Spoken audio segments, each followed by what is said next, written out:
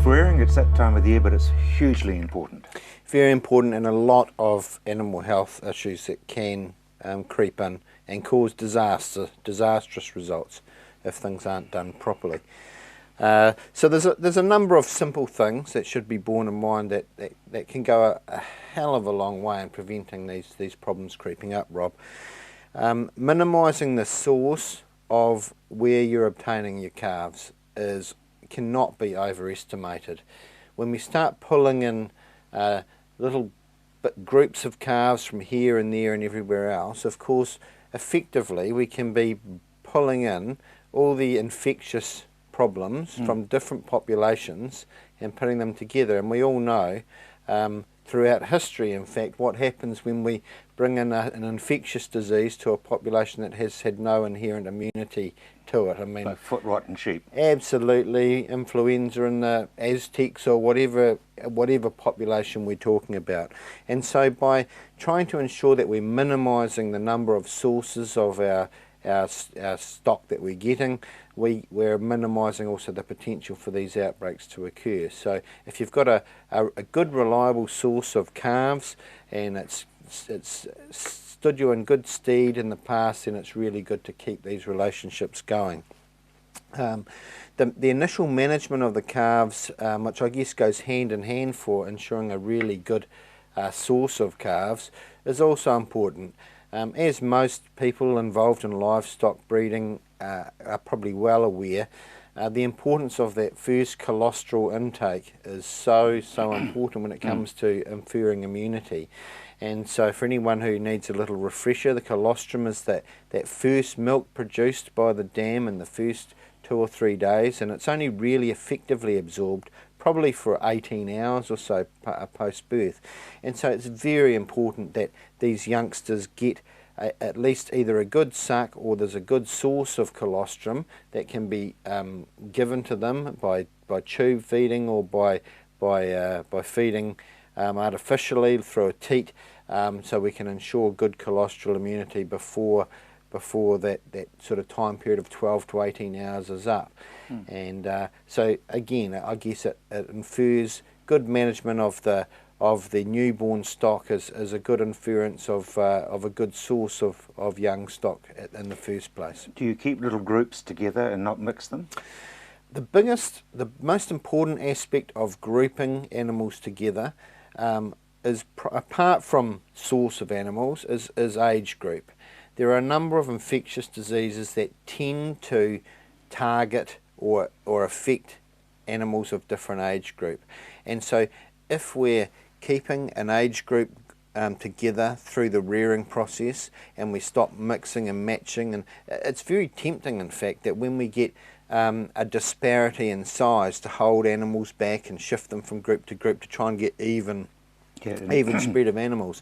And as far as controlling or preventing infectious disease, that can be a disaster because we're getting older animals that may have an immunity to a disease that might have been endemic in an earlier age group. They might still be shedding that organism. You hold them back, put them into the younger group, and then we've got a real good recipe for an outbreak of disease again. Yeah, so keeping those age groups together, and on top of that, Rob, I guess making sure that we've got manageable groups of animals. I always like to say, let's try not to get more than 20 animals together in one group. And the reason for that's quite simple. If we do start getting an outbreak, at least we've got a chance of containing it to that one group of animals, those 20 or 10 or whatever. If we start getting massive groups of animals, our losses can be much more exaggerated if we get a big group, and it's much harder to contain larger groups of animals when we've got infectious disease. So being able to have a relatively manageable, relatively small group without going over the top, and being able to contain any disease outbreaks like that is really, really important. Now, underlying what you've been saying is hygiene. Hygiene, exceptionally important. As far as, and also I guess important is the whole husbandry and housing scenario. And so often, as many have seen, when we've got decent sized calf rearing operations, we have little pens side by side. And if we can try and minimise the potential for nose-to-nose contact between those groups, we're minimising the risk of infectious disease spreading through nasal secretions and bodily secretions. And so either solid barriers, or sometimes what I really like, because it promotes airflow, is actually just a little bit of dead space between two groups. So maybe a double fence set up, so there's a little space which prevents this sort of direct contact between groups. Really, really good. But on top of that, as I've just mentioned, we want to promote good ventilation, good airflow, as well as there being good levels of shelter to prevent respiratory diseases and ammonia levels rising and things like that.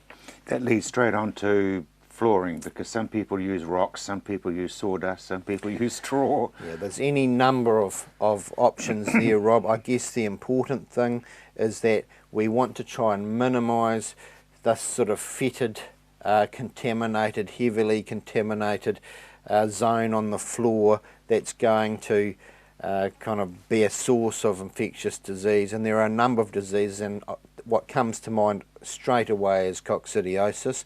The little organism requires moisture, humidity for it to sporulate, to form the infectious component of the organism, and so this moist, damp, infected sort of areas under floor are really prone for this sort of thing to get away from us.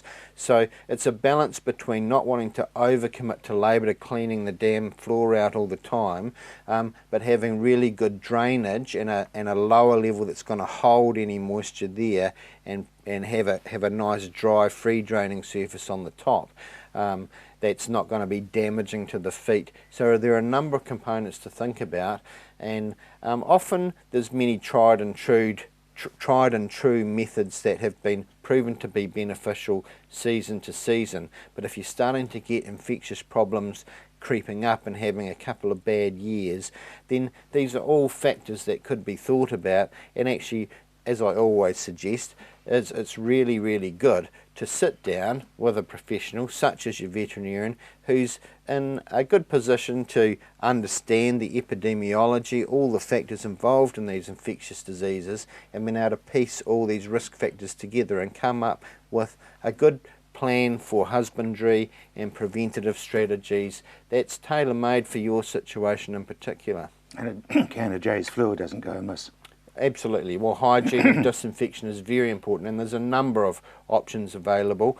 When to do that, whether it's at the end of the calf rearing season or whether your system is robust enough to actually minimise that input until the end of the rearing season, that's something that also can be discussed.